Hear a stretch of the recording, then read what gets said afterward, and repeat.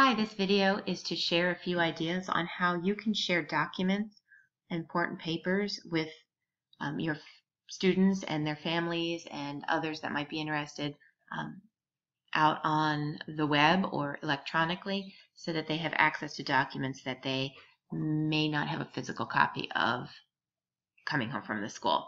So I'm going to go over 4 different ways. So the first obviously is via email. If you have a distribution list, definitely you can email an attachment out. One suggestion here is that not everybody has Microsoft Office products loaded on their computers. So if you send home Word or publish your document, there's a chance that some families may not be able to open those files.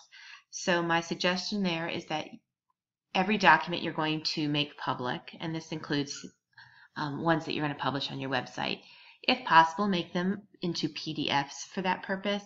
It's simply usually a matter of just going to File, Save As, and saving it as a PDF, and use that as your attachment or as what you're going to post for your parents, because those are more easily opened by most people. All right, the second suggestion is if you're using the Remind app, you can always attach a file. Now you can only attach one, but if it's a field trip form or a study guide, if you click Attach File, you probably need to navigate to your Google Drive, I would think, and you can attach a file in your Google Drive, or really from anywhere you have it saved, to your Remind messages. The third way that I wanted to suggest was on your website itself. So I'll show you here. First of all, I have a folder, and this is the folder I want to share. So you could share a folder, one folder for the entire year for every document. You could do one folder per unit. You could do what I have here, because this best fits what I need to put out there, is I have a first 9 weeks folder, and then as the year goes on, I will add more folders in. So you just want to make sure that folder is actually public. So I've clicked on it, and I'm going to hit the Share button. And I'm just going to make sure that anyone with a link can view it. And then later on, I'll need that link for something, but we'll come back to it when I need it. So you just want to make sure the folder is actually public first. All right, so now I'm going to go to my website.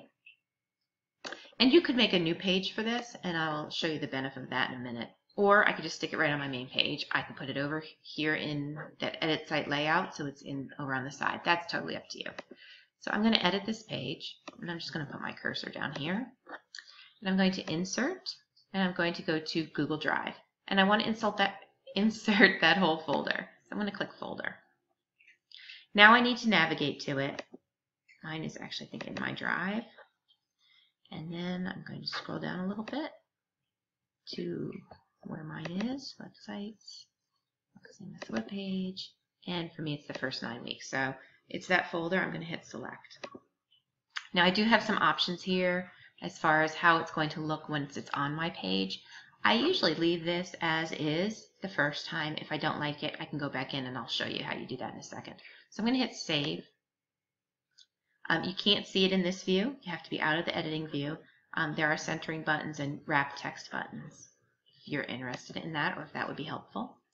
And I'm going to click Save, and now you can see my first 9 weeks folder is there, and the documents I have in there just automatically show up. And as I add new things to my first 9 weeks folder in my Google Drive, they will get added to this list. They look like they're in alphabetical order. All right, so that is one look of it. I will show you the other and show you why maybe a full page would be better if you prefer this other look. So I went back to Edit, and I'm going to click on my box, and I'm going to hit the Properties button. There is a grid view. Now some people prefer the grid view. I can change width and height. I'm not going to do that now, but I'll show you the grid view. What this one does is shows you a preview of kind of each document with the name of it underneath. I think if I were going to use this view, which I think does appeal to a lot of people, I would probably make it its own separate page so that I had all this space to work with, so these weren't quite so small. But anyway, so that's a way to insert it into your website. The last way I want to show you is if you are one of those that are sending out a email every week on your distribution list, and you added in a blog address so that your announcements would automatically publish to your website. I want to show you how I would manage to do that, because if you can send attachments in your emails, but remember when that same post goes into your website, in this case Blogger, it won't do the attachment. So I want to show you how I would handle that. At the bottom of every email I sent home to parents, I would probably put a statement similar to this one. I would put the same one every week, so it would become routine. I can copy and paste it from somewhere pretty easy. If you need to access any documents mentioned in this announcement, please look in the folder on the right. I probably would add. Let me go in there and quickly add to the right. If you are reading this on my website. If you are reading this via email, the documents are attached. And if you just put that as a standard, it could be below even your signature, just to let parents know. And I would put that at the bottom of every post I made, so you can see it's over there. But now I've got to make sure it's actually going to be on the right. So I will show you how to do that. So I'm going to go to Design, and this part is a one-time only thing. I would go to Design, and I would do my layout, which is down here.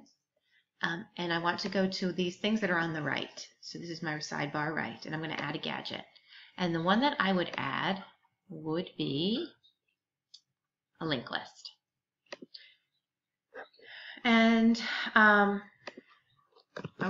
the whole overall title, I might call it Important Documents. And I might say first 9 weeks, because that's the name of that particular folder I want to do. I'm going to quickly go back to my Google Drive and make sure that I copy that website address. So I'm going to hit that share thing again and just copy that first 9 weeks folder. All right, and then I'm going to go back to here and I'm going to paste that in there. And then I'm going to hit save, and you can see the link will show up down here. I'm going to hit save. All right, so let me go back. And so you'll see it added it there. All right, and I'm going to click Save Arrangement. And now I'm going to view my blog. So you can see now over here, my most recent update says, if you need any documents mentioned in this announcement, please look at the folder on the right if you're reading this on my website. Well, that's what the person is doing, so they can look over here and they can see important documents, first 9 weeks. I might label that first 9 weeks folder, since I called it folder here, and you don't see a visual of a folder here. So I would kind of try to make sure that whatever I put here somewhat matches, so it's very clear where they're supposed to look. So I might say important folders. But that's the way parents could then now open that. It would take them to that folder, and they can see all of the documents that are in that folder. And they can download what they want to. So that is it. If you have any questions, contact your school's ITRT, and we look forward to working with you again. Have a good evening.